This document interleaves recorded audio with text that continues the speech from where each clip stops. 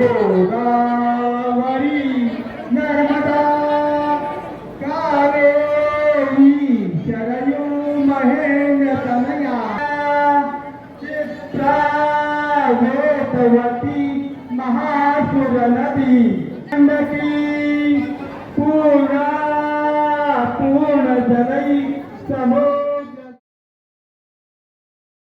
शोकांचा नाश करणारे, धनधान्याची समृद्धी करणारे, सर्व कार्यात विजय करणारे असे हे व्रत भक्ती श्रद्धा यांनी सोबत गायन नृत्य करावे.